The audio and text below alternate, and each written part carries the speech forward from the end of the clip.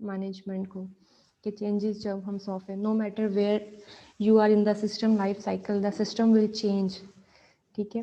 और ये चेंज जो है ना, ये throughout the life cycle चलता ही रहता है, ठीक है। चाहे वो आप सॉफ्टवेयर में हैं या कोई भी दूसरी ऑर्गेनाइजेशन में या कोई भी दूसरी प्रोडक्ट है, तो आप उसमें चेंज तो करते ही रहते हैं। आप कम से एक चीज़ के ऊपर तो नहीं फिक्स हो जाते, तो आप उसके अंदर चेंजेस लाना चाहते हैं।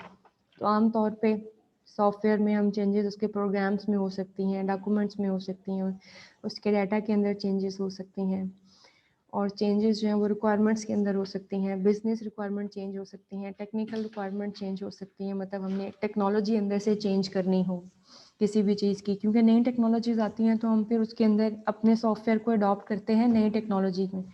यूज़र की रिक्वायरमेंट चेंज हो सकती हैं हमारे पास, ये इनमें जो भी रिक्वायरमेंट चेंज होती है, फिर हमारे पास प्रोजेक्ट प्लान भी उस हिसाब से चेंज हो जाता है, टेस्ट भी चेंज हो जाते हैं, कोड, डाटा और दूसरे डॉक्यूमेंट्स भी, यानी जैसे जैसे आपकी चेंजेस होती हैं वैसे वैसे आपके डॉक्यूमेंट्स भी क्या होते रहते हैं, चेंज होते रहते हैं।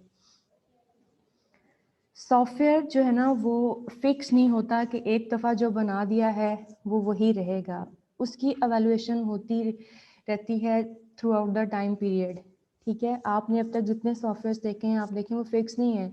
आप जितनी ऐप्स हैं वो भी आपकी अपग्रेड होती रहती हैं, वर्जन 1 आ गया, 2 आ गया, 3 आ गया। विंडोज़ देखें कहाँ से स्टार्ट हुई, विंडो एक्सपी से, और अब विंडोज़ जो है वो 2000 विंडोज़ 10 आ गई, कहाँ से मतलब स्टार्ट हुए। डिफरेंट वर्जन जो हैं वो प्रोड्यूस होते रहते हैं, और इसके लिए काम करते रहते हैं टीम वर्क फाइनलाइज करने के लिए प्रोडक्ट्स को। ये कॉन्स्टेंटली चेंज होती रहती हैं चीज़ें।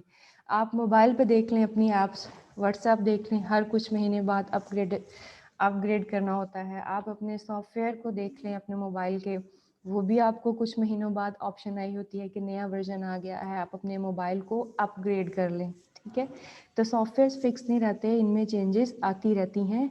और सॉफ्टवेयर तो एक ऐसी इंडस्ट्री है जिसमें चेंजेस जो हैं वो बहुत ज़्यादा जल्दी आती हैं। बाकी कोई इंडस्ट्रीज़ देख लें, आपने कोई घर बनाया है तो आप इतनी जल्दी उसे चेंज नहीं कर सकते। हमने सॉफ्टवेयर प्रोजेक्ट मैनेजमेंट में सबसे स्टार्ट में ही पढ़ा था कि इनमें चेंज अडॉप्ट करना जो है वो ज़्यादा आसान है इन टर्म ऑफ जो आपके बाकी प्रोडक्ट्स हैं उनकी निस्बत, तो उसमें चेंजेस ज़्यादा आसानी से हो सकती हैं।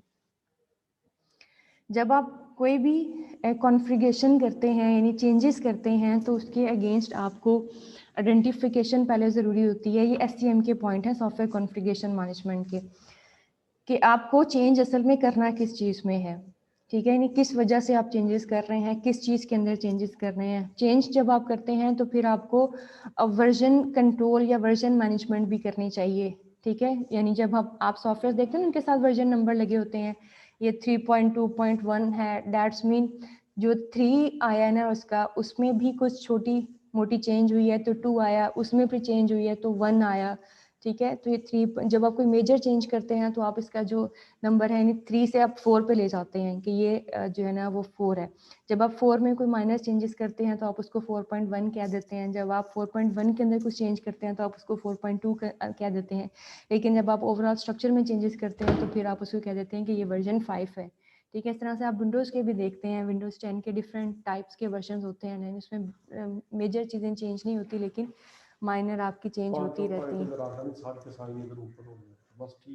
हाँ जी, ठीक, ठीक। वो सिद्रा आ रही है, वो आ रही है, वो यूनिवर्सिटी आ रही है, ठीक है। ठीक है सर, मैं निकाल देती, ठीक है सर। इसकी पिक्चर ले लीजिएगा बाद में, सर से साइन करवा के ना इनकी पिक्चर ले लीजिएगा, डायरी नंबर लगा के ना, जब डायरी नंबर लग जाएगा तो उसके बाद इनकी पिक्चर ले लीजिए। एक मिनट बच्चे वेट कीजिए। इसी तरह से जो आपने चेंज करना है उसको भी कंट्रोल करेंगे, इसलिए कि चेंज कंट्रोल इसलिए होता है कि ऐसा नहीं है कि आप चेंज करते ही करते उसका स्ट्रक्चर ही बदल दें, ठीक है। जैसे हम व्हाट्सएप का अपना काम है, फेसबुक का अपना, ऐसा नहीं कि हम व्हाट्सएप के अंदर ऐसे फीचर्स डालते जाएं कि वो एट द एंड एक सोशल नेटवर्किंग वेबसाइट बन जाए फेसबुक की तरह, तो नहीं। उसका जो बेसिक पर्पस था चीज़ का, वो आप जो है ना उसको नहीं आपने उसका ख्याल रखना है कि कहीं ऐसा नहीं है कि चेंजेस डालते डालते वो कुछ और ही चीज़ बन जाए। इसी तरह से उसकी ऑडिटिंग के मतलब इन टर्म ऑफ रिक्वायरमेंट्स भी है, इन टर्म ऑफ बजट भी, उसका भी ख्याल रखना है। देन रिपोर्ट उसके जनरेट करें कि कितना इसमें कॉस्टिंग लगेगी, क्या हिसाब किताब होगा। देन कंस्ट्रक्शन यानी उस पर काम करना शुरू कर दें, इन सारी चीज़। तो ये इन सॉफ्टवेयर कॉन्फ़िगरेशन मैनेजमेंट के अंदर आप टूल्स डिटेक्ट करें, मेथड्स क्या होंगे, प्रोसीजर किस तरह से फॉलो होगा चेंज का। और लेकिन उसके में TQM टोटल क्वालिटी मैनेजमेंट जो है वो उसको नहीं आपने जो है ना वो चेंज करना। मतलब आप चेंजेस करें, अडॉप्ट करें, लेकिन ये सब कुछ जो है ना वो क्वालिटी को आपने मैनेज करना है, ठीक है। यानी क्वालिटी को, दैट्स मीन कि आपने इस तरह से चेंजेस करनी है कि लॉन्ग टर्म के लिए वो चलें और कस्टमर की सेटिस्फेक्शन जो है वो इससे ज़्यादा हो, ठीक है। यानी कस्टमर, आप चेंजेस किस लिए कर रहे हैं अपनी प्रोडक्ट में? इसीलिए ताकि कस्टमर के लिए, कस्टमर को ज़्यादा अच्छी लगे, अट्रैक्टिव लगे, कस्टमर ज़्यादा इससे अट्रैक्ट हो। यानी चेंजेस करें, लेकिन इस तरह से चेंजेस करना है कि आपने अपनी क्वालिटी को मैनेज ही रखना है। तो टोटल क्वालिटी मैनेजमेंट आपका जो है वो बोर्ड भी हो सकता है क्वालिटी को मैनेज करने के लिए। इस चीज़ को आपने ख्याल रखना है ताकि ये चीज़ लॉन्ग टर्म के लिए यूज़ हो सके। देखिए, अब नई लैंग्वेज आई है ना, हमने किसी पुरानी लैंग्वेज में सॉफ्टवेयर बनाया हुआ था, उस नई लैंग्वेज के अंदर क्या है कि ज़्यादा रिस्पॉन्सिव है, कम कोड लिखा जा रहा है वो काम। तो हम अब अपने से सॉफ्टवेयर को नई लैंग्वेज के अंदर लिख रहे हैं इसलिए ताकि हम यूज़र्स को जो है वो फैसिलिटी दे सकें कि वो पहले टाइम पीरियड ज़्यादा लग रहा था, अब कम टाइम पीरियड में ये सारा काम उनका हो सकता है। तो ये हमारे पास हमने चेंज किया। किस चीज़ को चेंज किया? हमने टेक्नोलॉजी को चेंज किया अपने सॉफ्टवेयर में, बाकी वर्किंग वही रखी उसकी। अब चेंजेस आपकी जो है वो करेक्टिव भी हो सकती हैं, अडॉप्टिव हो सकती हैं, परफेक्टिव हो सकती हैं, प्रिवेंटिव चेंजेस हो सकती हैं। यानी इस टाइप की चेंजेस हो सकती हैं आपके सॉफ्टवेयर के अंदर। सबसे पहले करेक्टिव चेंजेस क्या हैं? आपको सॉफ्टवेयर को मेंटेन करना होता है डे बाय डे, ठीक है, day to day.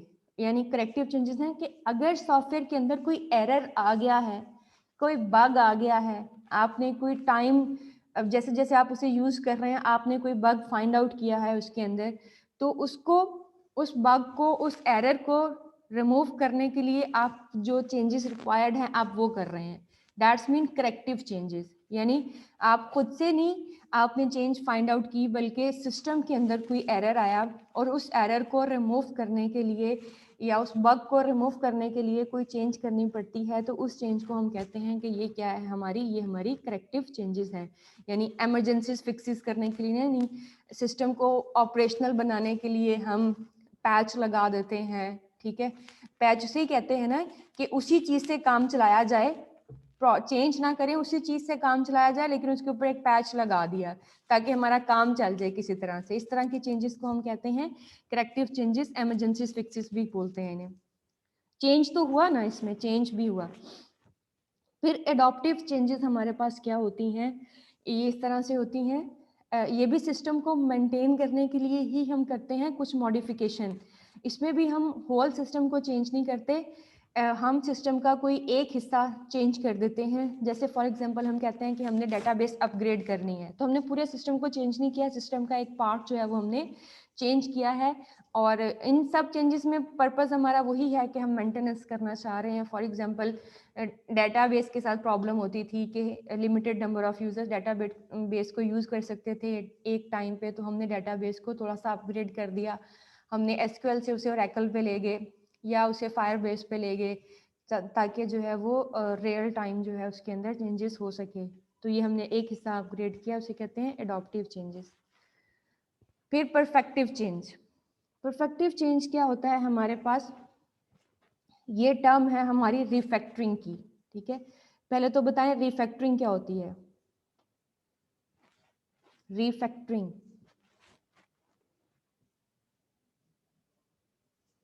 Ma'am code को बेहतर करना। कोड को ऑब्वियसली सी बात है बेहतर करना, दैट्स कॉल्ड रिफैक्टरिंग। वर्किंग वही रहती है हमारी, ठीक है, वर्किंग इतनी चेंज नहीं होती। यानी वर्किंग का मतलब ये है कि उसकी रिक्वायरमेंट्स वही रहती हैं, लेकिन हम कोड को जो है वो रिफैक्टर कर देते हैं, मतलब कोड इम्प्रूव कर देते हैं, दैट्स कॉल्ड रिफैक्टरिंग, ठीक है। फॉर एग्जांपल हमने डाटा स्ट्रक्चर चेंज किया बीच में, पहले हम एरे पे काम कर रहे थे, फिर हम उसे ऊप पे ले गए, क्लासेस पे ले गए, या हमने उसमें लिस्ट यूज कर ली, तो हमने डाटा स्ट्रक्चर चेंज किया एफिशिएंसी इंप्रूव करने के लिए, नहीं रिक्वायरमेंट्स चेंज नहीं हुई, ठीक है, हमारे पास रिक्वायरमेंट्स वही हैं, तो हमने जो है वो सिर्फ और सिर्फ अंदर से कोड को चेंज किया, डाटा स्ट्रक्चर को चेंज किया क्वालिटी इंप्रूव करने के लिए। तो मैम बोला ही गया मेन गेट से, भूल गई। नहीं भूली नहीं, वो नासिर साहब क्या बता अच्छा रहा अच्छा, था। वो मुझे दे देना हाँ, था। वो मैं आपको देती हूँ, वो मैंने चली थी एक्सटेंशन है तो मैं ठीक है इसलिए। ठीक है। Enhance the code to make it more readable, ठीक है, आप कोड के अंदर चेंजेस कर रहे हैं और रिक्वायरमेंट्स उसकी वही हैं, तो ये आपकी क्या होंगी, परफेक्टिव चेंजेस होंगी। देन प्रिवेंटिव चेंजेस क्या होती हैं आपके पास, सिस्टम की परफॉर्मेंस जो है वो उसको आप चेंज एक मिनट वेट कीजिए, वो भाई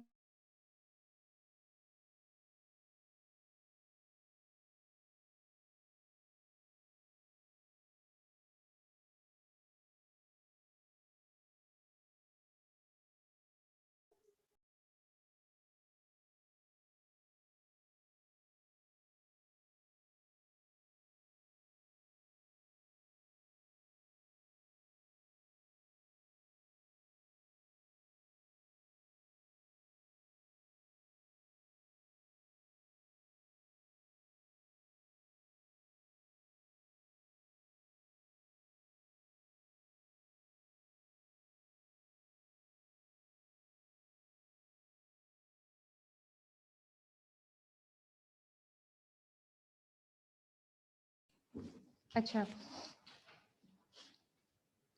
प्रिवेंटिव चेंजेस जैसे नाम से ही लग रहा है प्रिवेंट करना, ठीक है, इसमें आप इस तरह से चेंजेस करते हैं कि आप चाहते हैं कि सिस्टम की जो परफॉर्मेंस है ना, आप मकसद ये होता है कि सिस्टम की परफॉर्मेंस को इम्प्रूव किया जाए, यानी डीग्रेडिंग से उसे बचाना है, ठीक है, उसके लिए आप एक्स्ट्रा रिडंडेंसी मॉड्यूल्स ऐड कर देते हैं, ठीक है, आप डुप्लीकेट कर देते हैं चीज़ों को, आप डेटाबेस 2 जगहों पे स्टोर कर देते हैं, लेकिन ये इस ताकि आपका सिस्टम फेल ना हो, ठीक है, अगर ज़्यादा नंबर ऑफ़ यूज़र एक्सेस हो तो आपका सिस्टम फेल ना हो, इस तरह से चेंज करते हैं चीज़ों को, लेकिन ये बहुत ज़्यादा केयरफुल होना पड़ता है इन चीज़ों के लिए, क्योंकि अगर आप डुप्लीकेट करते हैं, रिडंडेंसी मॉड्यूल्स की करते हैं, रिडंडेंसी का मतलब होता है डुप्लीकेशन करना, तो उसमें ये होता है कि अगर आपने एक जगह पे चेंजेस की है तो आपको ये ख्याल रखना पड़ता है कि दूसरी जगह पे भी वो चेंज अडॉप्ट हो।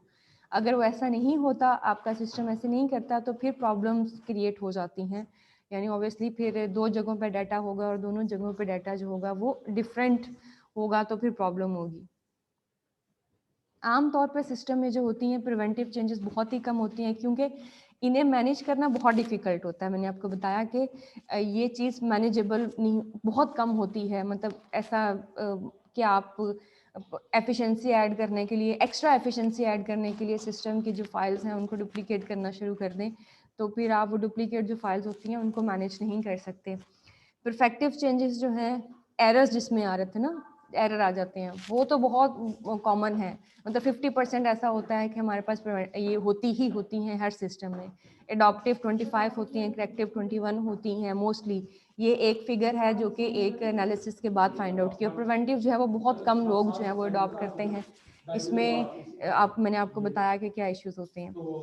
देन आप सिस्टम को चेंज करें बेशक, ठीक है, चेंज हम कंट्रोल नहीं कर सकते, हम ऐसा नहीं कह सकते कि हमने नहीं करना चेंज, ठीक है, चेंज हम करते ही हैं। द इशू इज कि चेंज को मैनेज भी किया जाए, ठीक है, चेंज मैनेजमेंट बहुत ज़रूरी है। चेंज को कंट्रोल करने का मतलब है कि चेंज की मैनेजमेंट, प्रॉपर स्ट्रेटजीज के साथ चेंजेस करें।